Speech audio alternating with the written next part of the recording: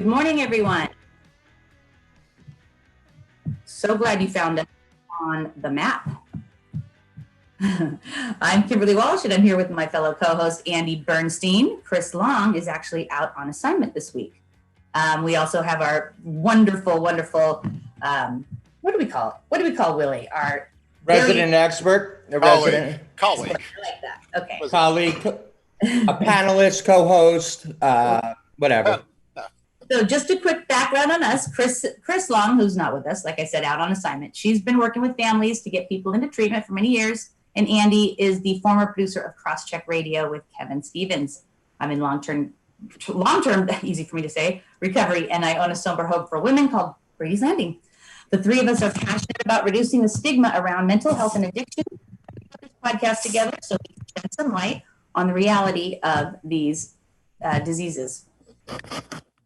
We want to increase awareness and share stories of inspiration and provide a platform to learn about the resources available if you or someone you know needs help. You can ask questions during the show via Facebook Live, and you can submit your questions for topics on our Facebook page.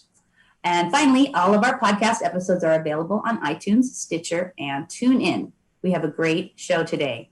Like I said, Willie's back. So first, let's turn it over to Andy. Why, thank you, Kimberly. I appreciate it. How are you guys doing? How is everybody? Our check-in. This is our check-in. Oh, yes, Willie, why don't you go first? You'll be the first in our check-in today. I'm actually wrapping up this week and then doing a staycation for 2 weeks. It's been a little bit crazy. I've been flat out since probably the end of March and stuff. So it's overdue to take some time off. I just wrapped up 3 online courses with UMass, and I've been doing teletherapy to 30, 40 clients a week. So I need a little break. And tell us about yourself a little bit as well for those who haven't, are not regulars of our program. Okay. I'm a person in long-term recovery also, dual, and I'm an educator for UMass Boston, the Addiction Counseling Education Program, which goes towards the LADC. I've been teaching with them for 12 years now. I've been in the field for 34 years. I have a private practice up in Beverly, although now it's all by teletherapy at the present time. So, got it. Yeah. I want to get back to that in a second. But Kimberly, what's going on with you?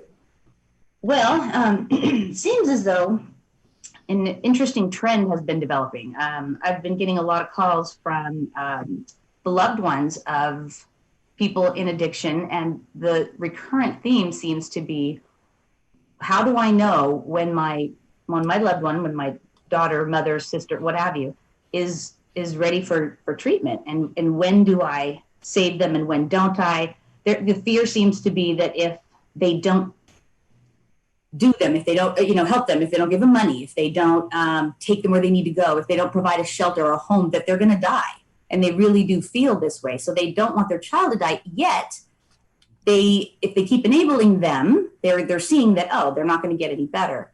So there's a couple schools of thought on that, I think. But I in particular subscribe to the theory that they need to be, you can't enable them. They have their own life. You have to protect yourself, and you have to set up boundaries where you can say, hey, I love you, but I'm not going to participate in this, in your addiction anymore. What do you think, Willie? Yeah. I mean, the bottom line is you can drug and drink if you want to, but I am not going to be a part of it.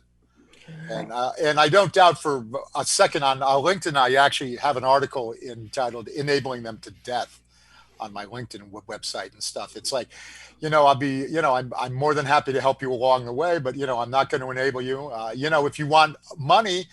I know one of the things that families have done in the past is, let's say they need money to take the train or to take an Uber. It's like, well, I'll pay for the Uber, I'll pay for the train, but I'm not giving you cash. Let me ask you something. Isn't it easier said than done?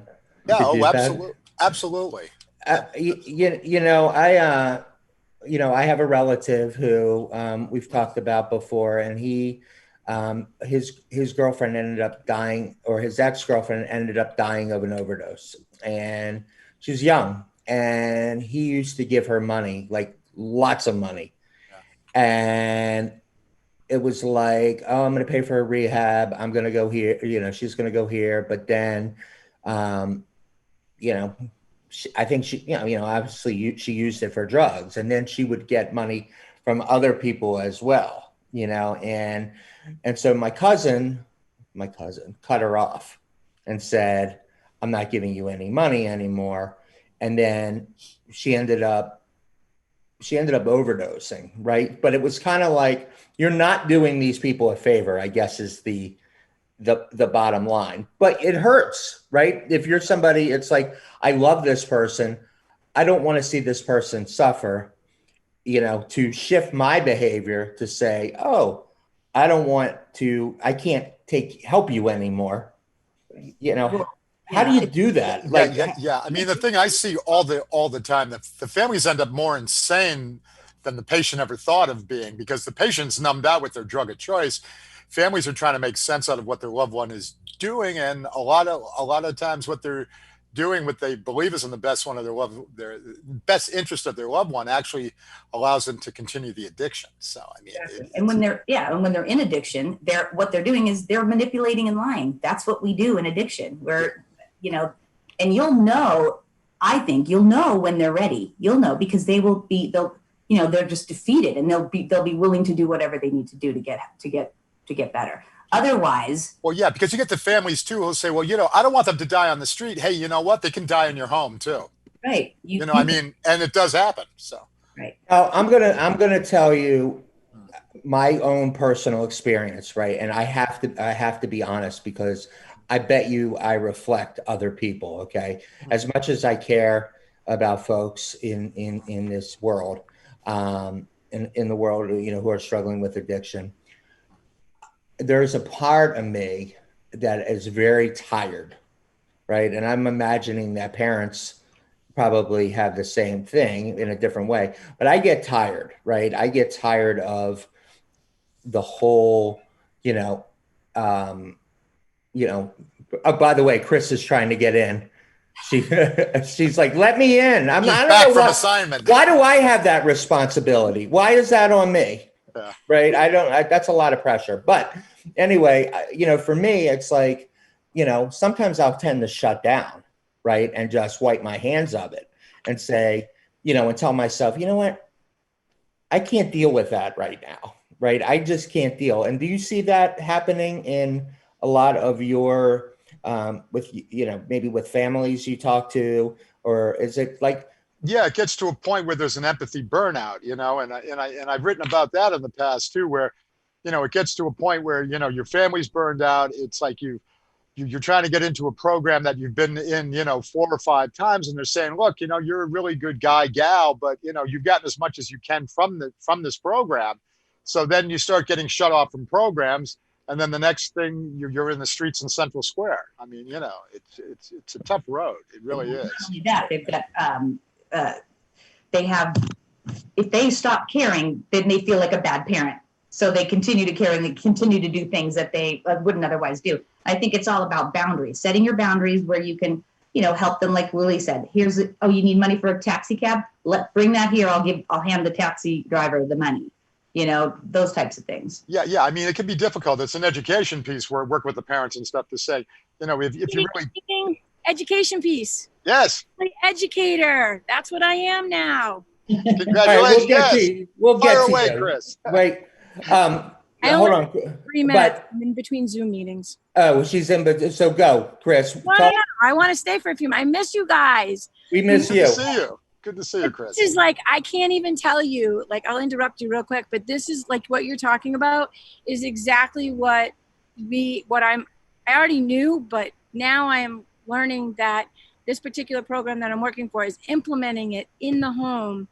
And it's so obtainable, and it's so available, and there's no questions asked, and it's so good. It's so refreshing to know that opportunities are there for families. And it's like, it's crazy. So what are you doing specifically now, and how does it help the families? Tell us about your new. So I am a family educator facilitator, and what that means is that I work with the families. I don't work with their loved one. That's a care care person's job. They have two separate people. They have a whole team that works with them. I'm the family educator, so I'm educating them about their recovery, addiction, like all of those things that, you know, like self-care, taking your life back and learning how to help your loved one instead of enabling or, you know, just making bad decisions. And it's like, it's what I've always been doing, but now it's just on a very different, it's on a different level. We set them up with family, marriage, therapists. Oh, And, good. you know, it's just three different core parts of aware, but we connect them throughout their entire process to all the services that are available, like Willie, like family marriage therapists, like psychiatry, but we are integrated into their program. What about We are, Before you leave us, tell us a little bit about Stakes Are High, real quick. oh my God, that was incredible. So Stakes Are High was, we did it this weekend. Yep, there it is. We planted close to over 9,000 flags. I don't know the exact number. It drew a lot of curiosity. People are more out and about and walking around, you know, getting the fresh air because they can. And people were coming up and asking, and they were like, can we plant flags? And we're like, absolutely. So they would come and they would plant flags, and yeah, so they're up on the Foxboro Common. There's over 9,000 flags. what do they mean? What do each So colors mean? the colors don't mean anything. They just represent the different years. Okay. But what this is to raise awareness to each flag represents a life that has been lost in the state of Massachusetts to accidental overdose. So there's close to 10,000 flags on Foxboro Common. Each one represents a life that's been lost from 2015 through 2019. And of course, those numbers aren't set in stone because that's what, you know, SAMHSA says and they say, and, you know, so each year it shows you roughly what the flag numbers are for each year. So it's pretty powerful. Yeah.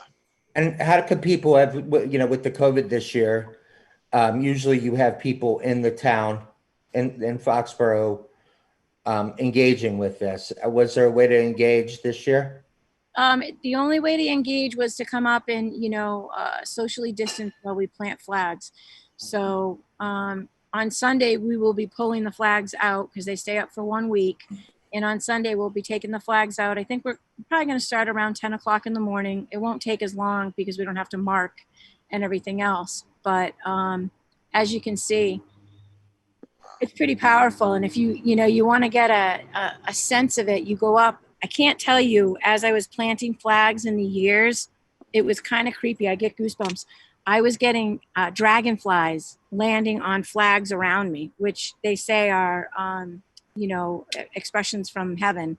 Oh, wow. Yeah. And then you just go up and it's very quiet and you just listen to the flags wave, and it's very powerful. It really is. If you want to get a sense of, you know, the magnitude of how many lives have been lost to this. And you do this with the Foxboro JCs.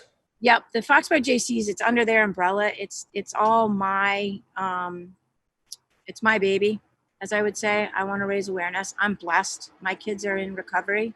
I haven't lost, but it's about raising awareness. It's about, you know, spreading awareness, spreading education, and letting others know that they're not alone. Can you give those numbers again, the sheer numbers of people who have? I don't know the years off the top of my head. They're on the Stakes Are High Facebook page, but it's just around 10,000 over the last, what is it, 15, 16, 17, 18, and 19, over the last 5 years. 10,000, but that doesn't even include the amount of people that are currently suffering. No. You know, So this is simply.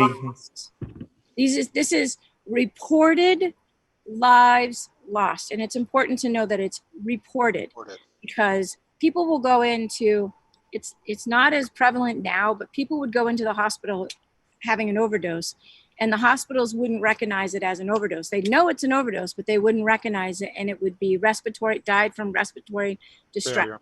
Yeah. Now You it'd be Sorry.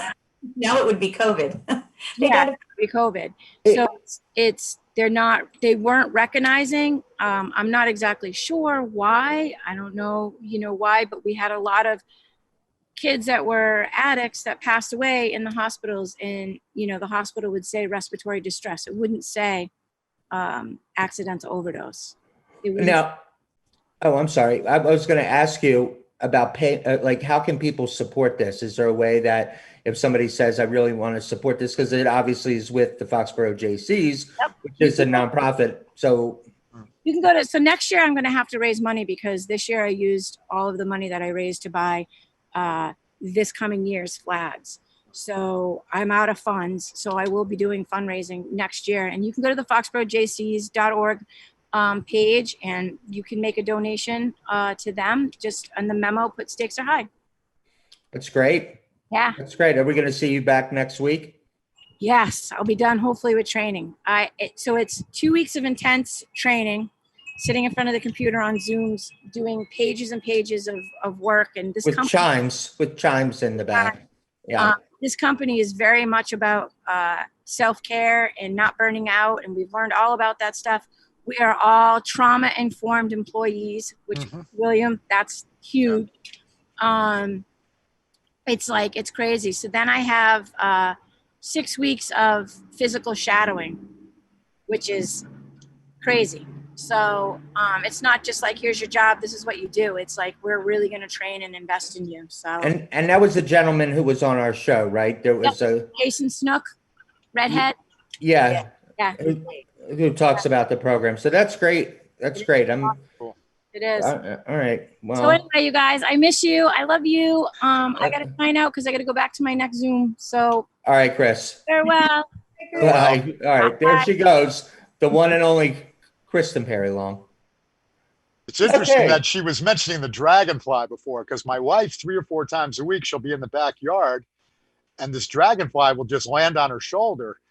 Oh. And I turned to her one day and I said, "What's the deal with you and this dragonfly?" And she looked at me and she just goes, "Oh, that's Nana, her mother that passed away." And it just, I get the goosebumps thinking about it. Oh, that's Nana. But it's like, 3 or 4 times a week in the backyard, this dragonfly will just come up and land on her shoulder. It's just freaky as so that. funny. Got a swan that I call Nana. I named her Thelma, and she comes same thing. Like if I'm Thelma. the swan flies into the back, and says hello, and just kind of stays there for a little while, then leaves.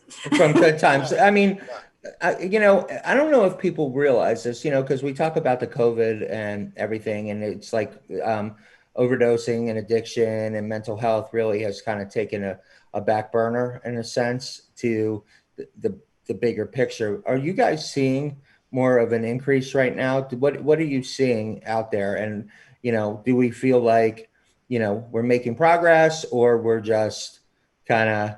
I think it's going to get worse before it gets better, because we're at the tail end. People who went into treatment because of their addiction or their mental health. I know I'm getting calls, a lot more calls than before. I think because this is the time where people are just starting to come out of treatment. But yeah, that's still rampant, I think. What do you think, Willie? Yeah. I mean, before I address that, though, just to talk about that family piece again, too. Like families, a lot of times they don't even know. They don't even realize how effective they've been. I would have a family meeting, and it would be a mother and father and their son, say, is the one with the addiction issue, and I would, during the course of the dialogue, I would suggest to the parents that they pick up a therapist for themselves, and a lot of times I get, "What are you talking about? It's not my problem. It's their problem. It hasn't affected me at all." And it's like, oh, okay. Well, so that's my question. You at all? It's like, take the ruby slippers. I brought this up last night. Yeah. How many parents, right? You hear, "Oh, my child overdosed," right? But how many parents look inward and said, "I got a huge part to play in this"? Yeah. I mean, I'll get the parents that, they'll get defensive and they'll say, "We gave you everything you ever wanted. And, And then all of a sudden I have the patient exploding saying, yeah, you gave me everything, but you never went to my sporting events. You never went to the parent teacher nights. Right. You weren't involved in my life. The two of you were just working 24 hours a day in your careers, And And on some level, they know that. That's why they don't want to hear it. That's why they don't want to go into therapy, because God forbid they have any blame, which is understandable. They don't think, well, I didn't, I'm not the one with the problem, but yeah, you know what? The family support is absolutely critical for recovery. It's not. They created them. Again, you show me anyone that's been in the detox five times, 10 times, 15 times. I am very willing to bet that there's a mental health issue that's not getting addressed. And more often than not, it's trauma, grief, and abandonment issues. I talked to someone the other day who said to me, I was abandoned as a kid. I was neglected. And I, was isolated. I created aloneness because that's what I do. Mm-hmm. And in order to, mask that aloneness, I use whatever that is. And yet do the parent, and I just wonder, it's like, well, what do the parents say? Because they created them. Right. Well, oftentimes if they're in the room and quiet, then everything's okay. Right. There isn't that thought of, maybe. Are they isolating from the world? So. No, I'll tell you, I was sore. I was neglected. I was absolutely neglected. There was trauma. I had all kinds of things that led to my addiction. But I will tell you, as an adult and in recovery, I realized that there's no way my parents are taking any piece of this. They're not going to own any of this. Yeah. So, whether you have support or not, you kind of still have to get there, so, but they, that's why I don't do family counseling full time, because, you get somebody says something and then you get the mother or the father going, oh, that never happened. That was wait.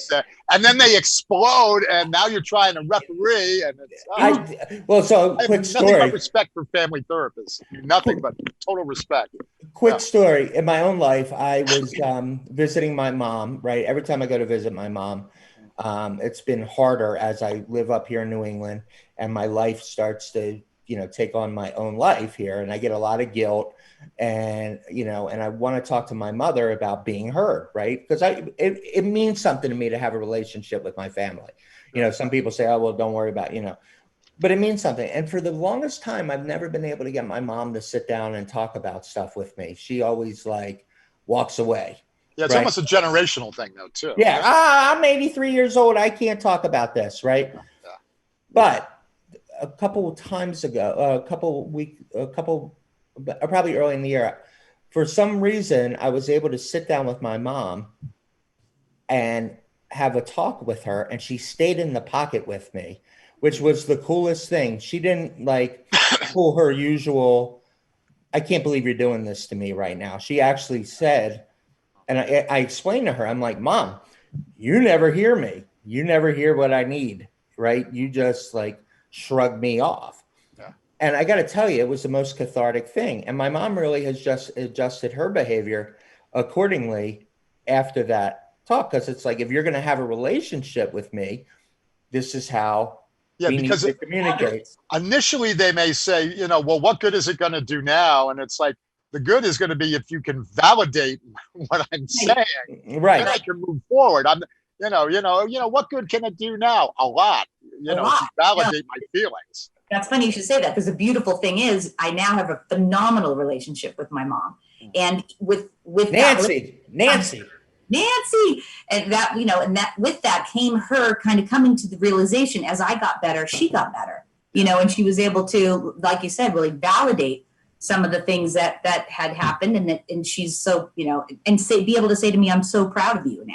I'm just proud of you. I know. I think you get to a certain age too, where it's not only your mother, but you get to a certain age where they can become a friend and a confidant too. That's what I said to my cousin. I said to him, I said, because he and his father had a strained relationship. I go, why can't you just be a friend with your father at your age? Why can't you have a parent, not a parent-child relationship, but an adult-to-adult relationship where you don't need to look to him to help you with, to be a parent. You're not looking for approval.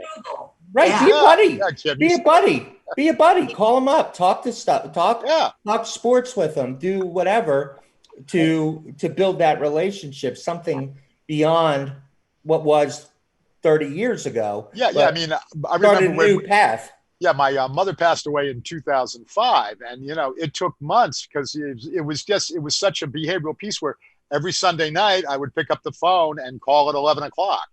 It was a weekly check-in, and it took months to Sunday nights I'd pick up the phone and I'd start to dial and go, oh, where I'd hang up, and then I just started to let it go through because we still had the house and her answering machine was on, so I would get her voice on the phone even though she was gone.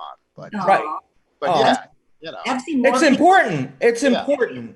It is, because I've seen more people taken out by the not getting the approval from their mom, from their dad, from their parents, because that's, they're our parents and we think they walk on water. And when we don't get their approval, we think there's something wrong with us. Yeah. So if they're not getting their mom, usually it's the mom, to validate what they feel and acknowledge them and tell them that they're doing a good job, they can't handle it, No, and when you internalize it, people internalize it and act like it's on them, self-esteem issues because and then you get you can get the situations where I don't know how many times with clients I've been working with, I'm starting to get the history of the family, the family background and everything else, and at some point I'll turn and I'll just say to them, you were never told that you're okay just the way you are, huh? And they had this just like this pop moment. It's like, you're okay just the way you are. Everybody's human. Everybody has issues that they're working on. I mean, it's part of the condition. Right. So when people say they have it figured out, you don't. Right. You don't, because it's an ongoing. We're in a constant process of self-actualization, if you want to put it aside. Right. Because people say to me, "Are you in recovery?" No, but I'm on a journey. Yeah. Right.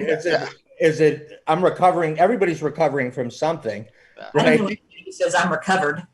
You know what I mean? No. Well, I get into it with my students about that, though, because most of my students in the addiction counseling program, they're in recovery, and most of them are 12-step based. And they may ask me, are you in recovery? And I'll say, no, actually, I've recovered. And they'll go, oh, you've recovered, have you? And it's like, do you go to 12-step? Oh yeah, I definitely do. I'm hardcore AA, and it's like, well, have you ever read the book of AA? And I'll go, well, of course I have. And it's like, oh, so then you must have missed that sentence that says, those of us that have recovered, it doesn't say those of us in recovery. And they go, well, if you're in recovery, what are you doing now? And I go, self-actualization. And then I usually fly them a little gesture, and then we go from there. And cognitive, But however you want to phrase it, recovery, we recover. A constant state of learning is the bottom line. You're always learning about yourself. Right. That's right. You got to peel back the onion. It's an ongoing process. And right now, there may be things out there in your life that are uncomfortable. You may have being alone or being in the COVID and you can't go places, and you may have to, do more in your own head type of thing.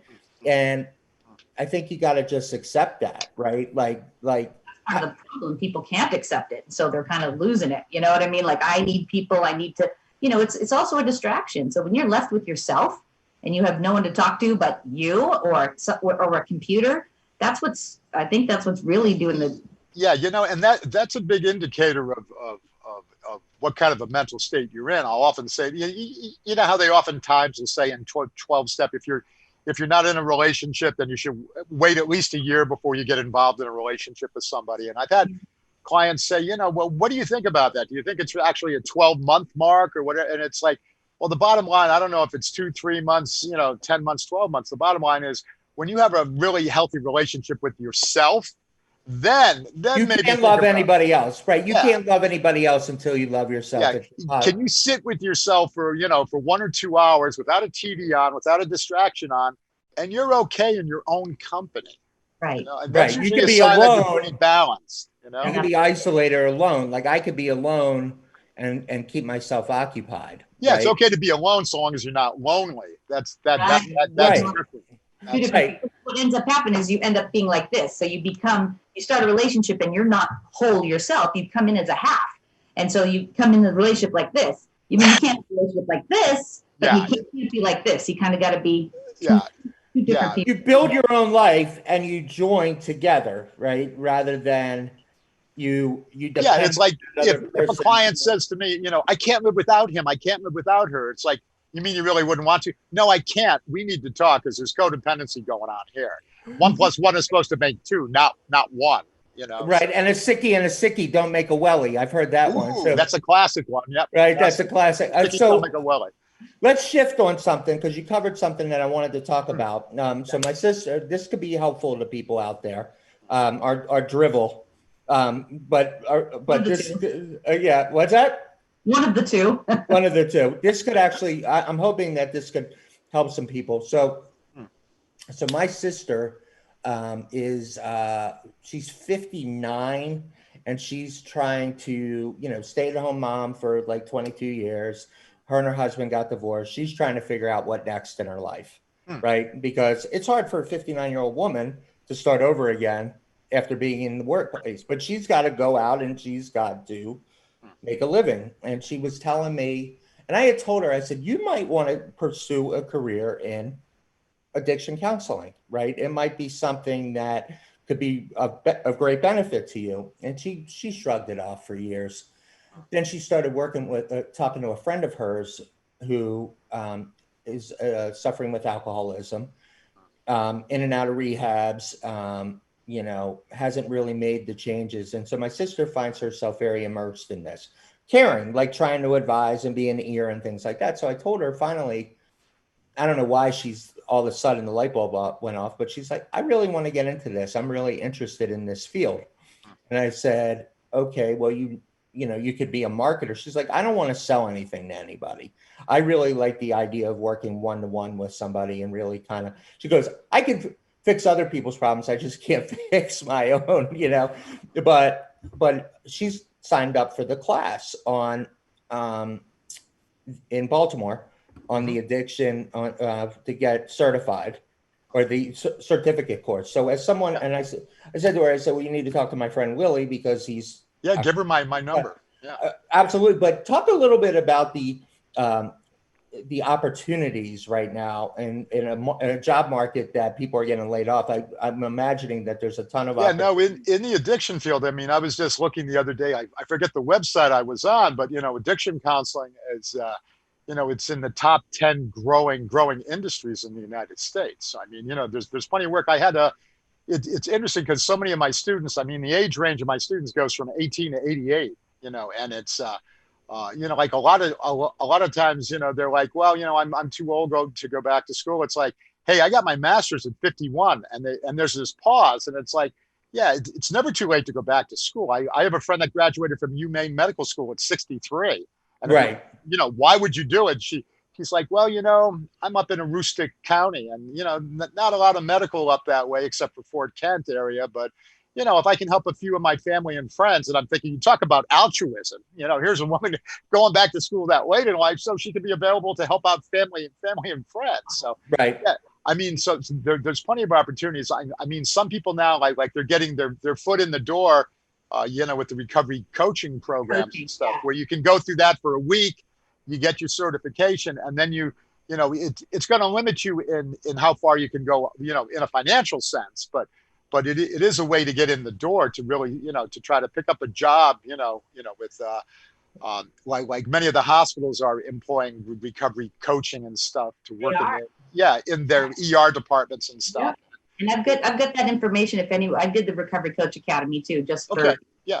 So I've got that information if anyone wants it. Yeah. Yeah. Because I think it's really interesting because, it's kind of like in our society, experience goes a long way, right? And it's like, it seems like the older we get, the less, in our society, it's like we kind of don't want the experienced people in like corporate America. It's almost like, in my opinion, like we really want younger people that can be shaped, right? Not putting a value on our experiences, and I would imagine that, what's up? Depends on the corporation or the company you're working for, I think. Yeah. It's an amazing thing because my wife works, for Brigham and Women's HR department. But how long has she been there? And she's been there for 5 years now, but she's, in her early 60s, and stuff. So, but it's interesting because her head manager is in her 30s, and they had a good relationship. But when this whole COVID thing hit, Yvette was doing a lot of God, what do they call it when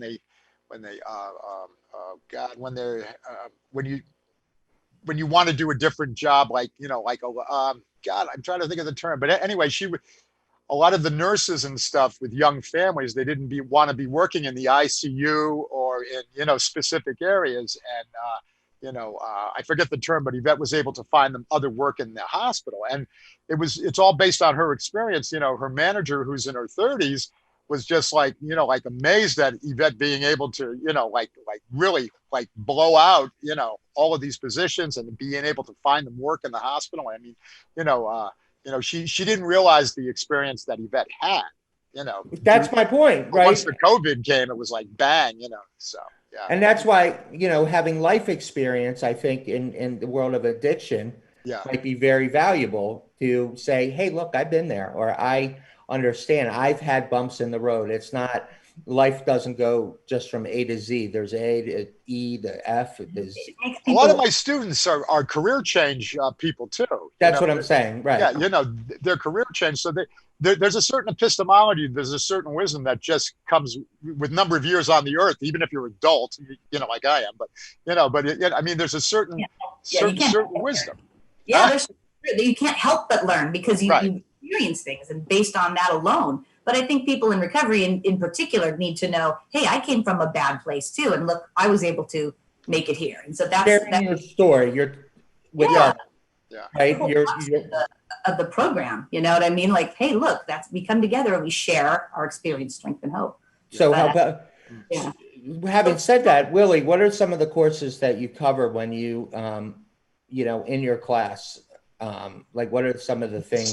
Some of the courses that I teach, or because I do family and addiction. My number one course though is addiction with co-occurring disorders. So co-occurring disorders is, things like trauma, grief, abandonment. It's the affective disorders like bipolar disorder, major depression, schizoaffective, that type of thing. And because a lot of times when I'm working with addiction students, I'm really trying to emphasize mental health. When I go out to lecture nationally, if I'm working with a mental health group, then I'm stressing the addiction, because a lot of times, depending upon your degree in the program that you were in, you may have been all mental health with little or no addiction, or you may be all addiction with little or no mental health, so, and then I'm a practicum supervisor too. Same as dual diagnosis, right?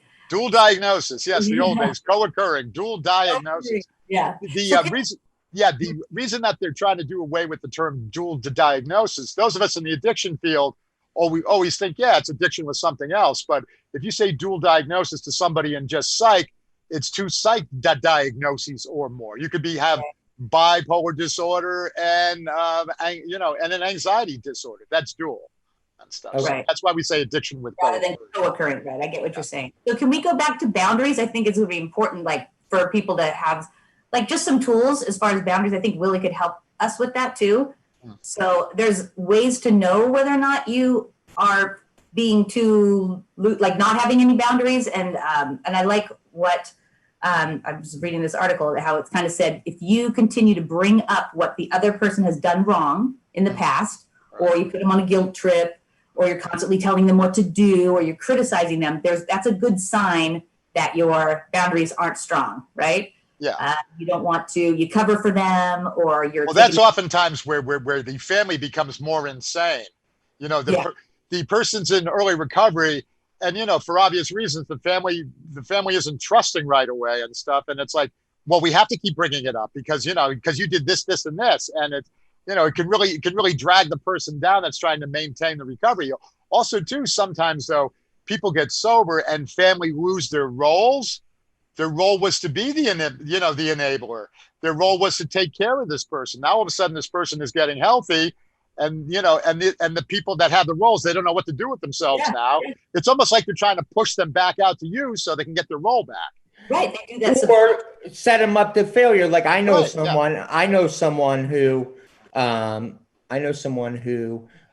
got well or started to get well, and it was kind of like in order to kind of shift, they became, one of the family members got so immersed in that person's life, trying to like send them out before they're ready, really pushing them to do more, than they were ready to do. Yeah.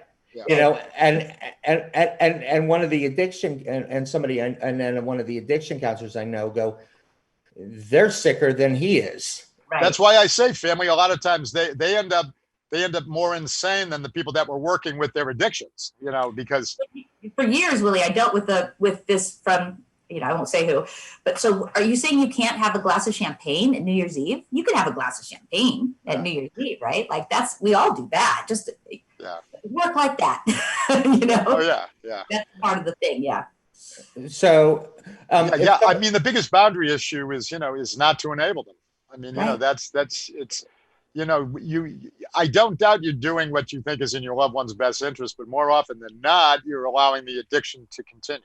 Yeah, and you got to be on the journey. It sounds like what we're saying here is, as a family, you have to be on the journey with the person that's struggling with addiction. You know, being all in as a family, not I mean, I know person. I have a suspicion that a family is overly involved. When I get a call, you know, I'll call up my practice and stuff, and it's, you know, it's the mother or the father of the one with the addiction. You know, my son, my daughter, and it's like, well, why aren't they making the call to me? You know, why aren't they making the? Well, you know, because they really need it. It's like, have them call me. How do you distance yourself from this, right? Like, how do you distance yourself and not take this on as a person? Like, what do you do to provide yourself self-care? Both of you working in this field, how do you both like say, wow, this is really intense? How do I not burn myself out into this? How do you? Well, I have a therapist, and then I have a second therapist that happens to be a 90-pound golden retriever. So, anyone working in this field, I tell my students all the time, you know, you should have your own therapist. Well, I get supervision. Well, that's not the same. Supervision is how effectively are you doing your job? Right. You know, secondary trauma, transference, counter transference. I don't know how you stay healthy in the field if you don't you have to have your own therapist who's looking out for just you. And, you know, and those of us in recovery, we have a sponsor too. So you've got, you know, two separate outlets. You work your own program, you know, and you realize that, you know, and also it's a matter of distancing yourself, you know, healthy detachment, not, you know, you don't keep them enmeshed in what they're going through. You have to understand it's not about, you know, it's not about you, but for parents or for loved ones, you know, you could say, hey, look, there's no drugs or alcohol ever for use, and you have to stick to it. You can't just say it and expect them to believe it, because they're going to push and lie and put. You have to be. That's one of the biggest things, Kim, is if you make a threat to an alcoholic or addict, you better be willing to follow through on it, because if not, they own you. They own you. They absolutely. If you drink again, you can't come home. If you drink again, you can't come home. If you drink again, you can't come. I actually had a guy, an interesting case where, you know, he was in his 50s, and for 30 years, his wife said, if you drink, you can't come home. And then she meant it, and she pulled a restraining order. And he was in the partial program with us at Arbor, and he talked about, you know, it's like, how could she do that? And I said, well, from what you said, she was saying for 30 years, you know, that if you drank, you couldn't go home.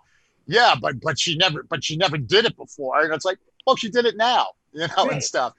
And he had a real entitlement. He was from, you know, Framingham, and he learned there was a program in Framingham for post PHP with us and stuff. And he said, yeah, I'll just call up and I'll get into that program. I said, yeah, well, it doesn't necessarily work that way. There could be a waiting list and stuff. And he goes, no, I'm from Framingham. The program's in Framingham. They have to take me.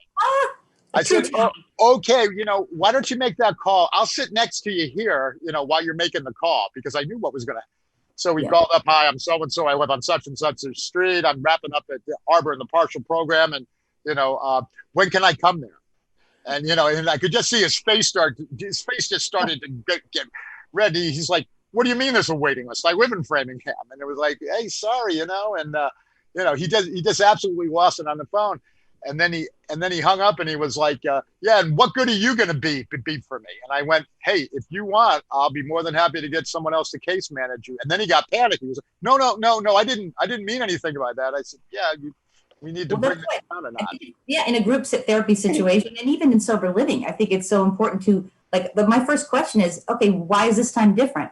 We have girls coming in that have been in rehab 8 times. Yeah. You know, 8 times. And I'm going, so what makes this different? And if there's no, you know, I don't know, and if the parent, you know, if the parents are involved or this, okay, you know what I mean? You're not done. You know what I mean? Let me know when you're done. Yeah. I usually know in a first session if I'm doing an initial assessment with somebody and stuff, and we're like a quarter in or halfway in. They go, oh yeah, by the way, can I get a letter from you for my PO? And it's like, okay, well, but even then they may still get benefit. I mean, they can still get benefits. So. How important is, and I thought about this. This is something that they talk about in AA. I'm guessing, or from what you've heard, from what I've heard. How important is? Well, I like the 12-step stuff for me, just as a spirituality thing. I think it's great. But my question to you is, how important is character into this? Because that never comes up to me. Like when I hear it, it's like. Depends on your definition of what do you mean by character. Well, I mean, like, they say, oh, people are a dry drunk, right? Like, what does that really mean? Like, let me just pause there with the dry drunk. What I found over the years with what AA calls the dry drunk, where nothing's right, everything sucks, it's never going to change, the whole bit. More often than not, that's men, and that can be a sign of agitated depression. Women and men, the outward signs of depression can be quite different. Men, a lot of times, it's an agitated depression. They're like trying to fight their way through the depression. Right. Showing up, though, I'm talking about showing up every day, right? Like I'm talking about being true to your word, showing up, it doesn't sound like, I don't know, from a sober living perspective, is that something that is kind of reinforced? Like, listen, you got to have good character. You got to pay your bills on time. You gotta show up when you make a commitment. So you're saying characters tied into responsibilities? Right. Yeah. Like how does that help sobriety? Right. I mean, I think it must be a huge part of that in recovery. You mean like maintaining their responsibilities? Yeah. Like, is that something that people talk about in treatment? Like to say, listen. Well, there's time management and scheduling. I mean, scheduling gives you freedom, which seems like sort of an oxymoron, because if you're scheduled, then you don't have freedom. Doesn't it come from when you start getting well, you start getting healthy, those things kind of come as a result of you taking. Does it?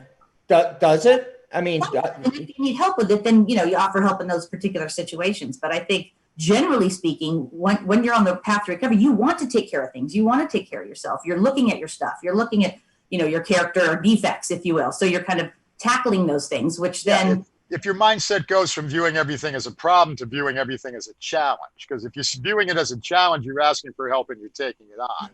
If you're seeing things just as a problem, you're isolating and you're not asking for help. It's a sign of stress to ask for help, but yeah. Right. There's physical sobriety, like having alcohol or drugs out of your system, but recovery is more than the.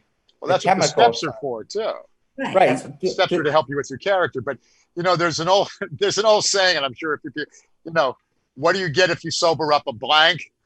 You get a sober blank. I mean, it's Right. That's what I'm saying. So it's like, you get sober and then, well, your problems are still there. Yeah. Well, are they problems or are they challenges now? Right. And if you're working them and you're really looking at your character defects and you're working with a sponsor to address them and take care of those things, then those things get handled. As solved.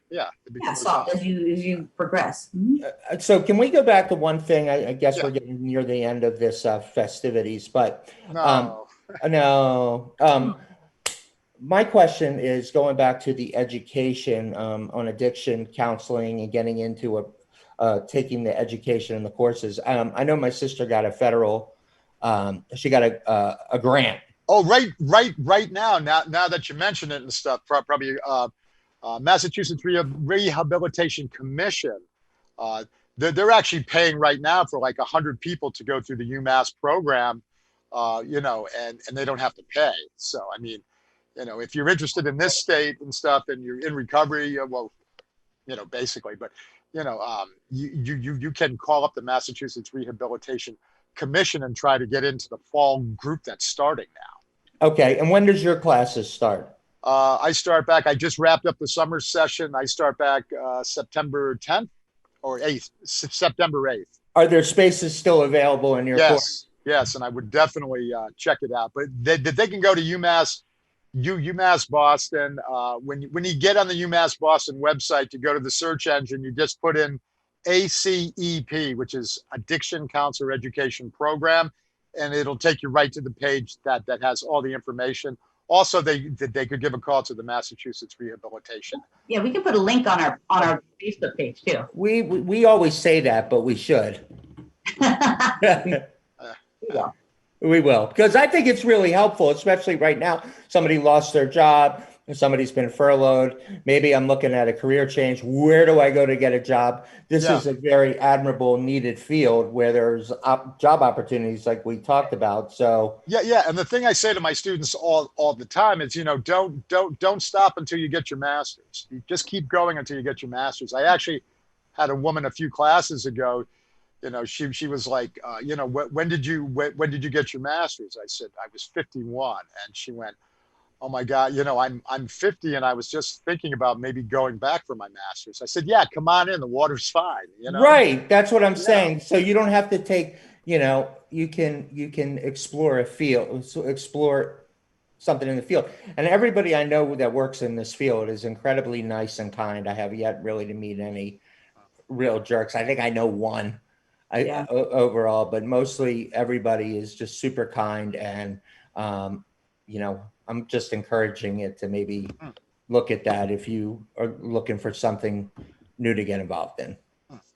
That sounds good. I think this is a great show, you guys. Thank you so much, Willie. What do you think, Andy? Pleasure. I love it. I love the round table.